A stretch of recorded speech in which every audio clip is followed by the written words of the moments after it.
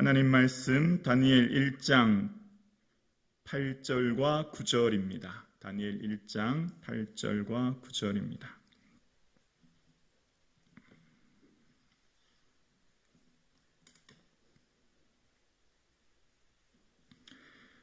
구약성경 1231면 다니엘 1장 8절, 9절, 2절 말씀을 우리 다 함께 살아계신 하나님의 말씀을 함께 고백드리겠습니다. 함께요.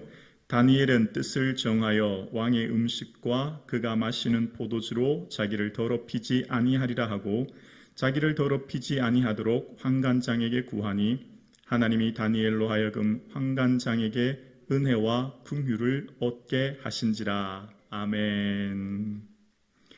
할렐루야. 아멘. 오늘 이 새벽 주의 전에 불러주시고 또 각 가정에서 예배하게 계신 하나님께 경배와 찬양을 올려드립니다.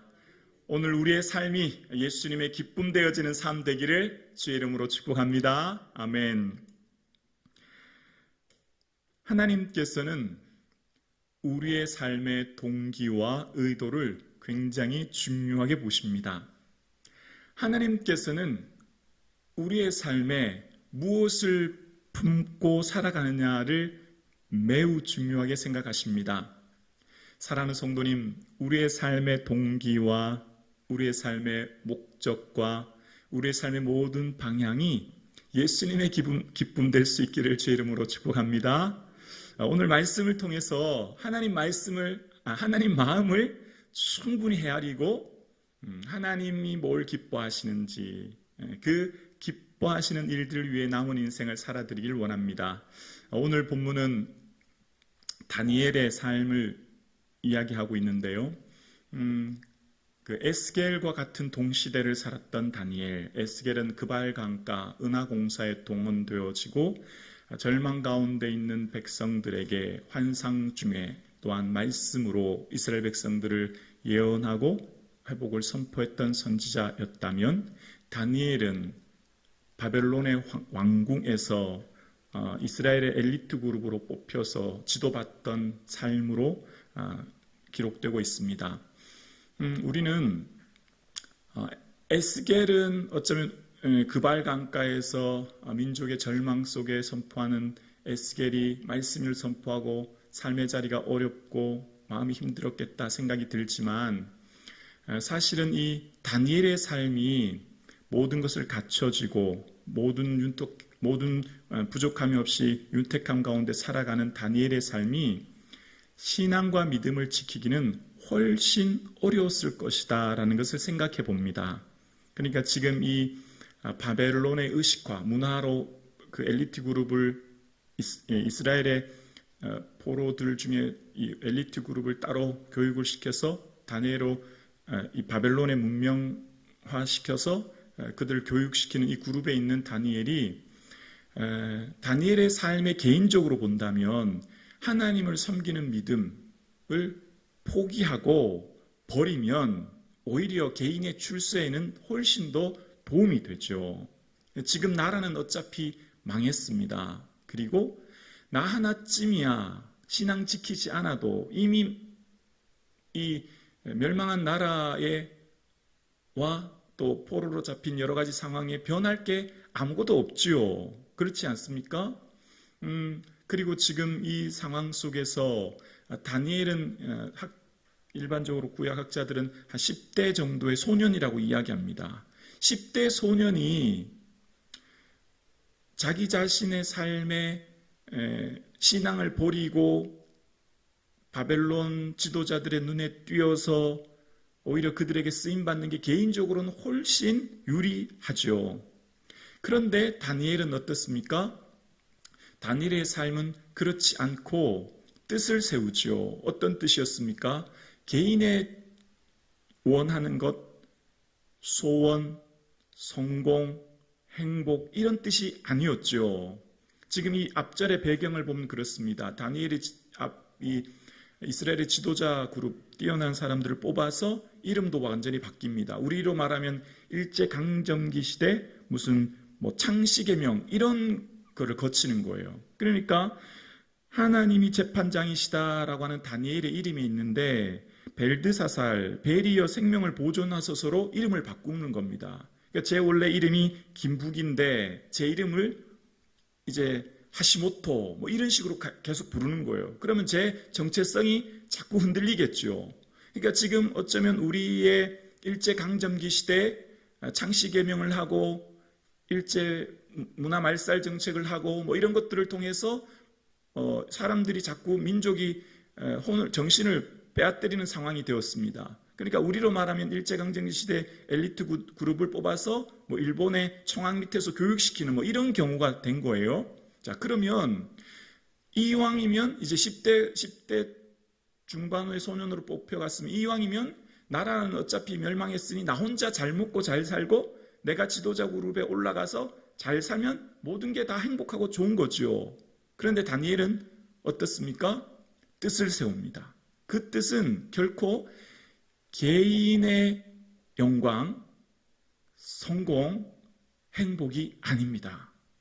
당시 바벨론에 교육받은 이들에게 이제 왕의 음식을 먹이는데 당시 이 바벨론의 신은 마르둑이었는데 왕이 먹는 음식은 마르둑 신에게 드려졌던 제사 제물이었고 그것을 안 다니엘은 음식을 먹지 않도록 자신을 더럽히지 않도록 성결을 지키도록 했던 것이죠. 다니엘의 뭘 지키려고 했죠? 거룩함을 지키려고 했던 거예요. 자, 여기서 굉장히 중요한 하나님의 마음을 살필 수 있습니다. 자, 우리는 인생을 사는 데 있어서 굉장히 중요한 요소가 성공의 기준이 능력입니다. 그렇지 않습니까? 능력 있는 사람이 성공할 확률이 많고 우리의 기도 제목은 하나님 능력 있는 사람 되게 해주십시오. 하나님 공부 잘하고 똑똑한 아이 되게 해주십시오. 하나님 돈도 많이 벌게 해주십시오. 하나님 세상적으로 명예도 많이 갖게 해주십시오. 하나님 우리가 세상에 스펙도 많이 쌓아서 뛰어난 사람이 되게 해주십시오. 이게 우리 일반적인 기도 제목이죠. 근데 하나님의 마음이 어디 있는가를 알 수 있는데요. 하나님께서는 우리의 삶에 거룩함을 원하십니다. 그러니까 하나님께서는 우리의 삶이 능력 있고 지혜 있고 권세 있고 부를 가지고 이런 사람을 원하기보다 하나님께서 정말 원하는 사람은 거룩함을 지키는 사람. 하나님, 제가 거룩한 사람이 되기를 원합니다 라고 하는 것이 하나님이 정말 원하시는 이 땅의 성도의 삶인 것을 알 수 있어요. 다니엘은 하나님 제가 능력 있는 사람이 되어서 이 바벨론에 이 나라의 총리가 되게 해주십시오. 그렇게 기도한 게 아니죠. 그렇게 기도한 게 아니에요. 다니엘의 원하는 인생의 목적은 내 뜻도 아니에요. 거룩함은 하나님의 뜻이거든요. 신명기 11장에 먹어야 될 것과 먹지 않아야 될 것을 말씀하셨고 하나님의 백성은 지켜야 될 거룩한 의무가 음식의 정결법에 의해서 기록되어 있기 때문에 하나님의 백성인 나는 다니엘이지 벨드사살이 아니며 하나님의 자녀이며 하나님은 나는 이 세상의 바벨론에 편승하여 이 시대의 부와 명예를 누리며 성공과 출세를 위해 사는 사람이 아니라 하나님의 자녀로서의 거룩함을 지키기를 원합니다. 이것이 다니엘의 기도였습니다. 사랑하는 성도님, 오늘 말씀을 통하여서 우리가 뭘 위해 기도해야 될지, 우리가 뭘 위해 살아야 될지를 하나님은 우리를 통해 깨닫게 하시는 거예요. 이 시대 많은 사람들의 기도 제목은 하나님, 더 많은 부를 얻기를 원합니다. 더 많은 명예를 얻기를 원합니다. 더 많은 지혜와 지식을 얻기를 원합니다. 그것이 많은 사람들의 기도 제목이에요. 왜냐하면 그렇게 해야지만 그렇게 하는 것이 성공이요. 그렇게 해서 많은 사람들의 영향력을 드러내야만 하나님께 영광 돌리고 하나님 축복받은 사람으로 나타난 삶이라 흔히 많은 사람들이 생각하지요.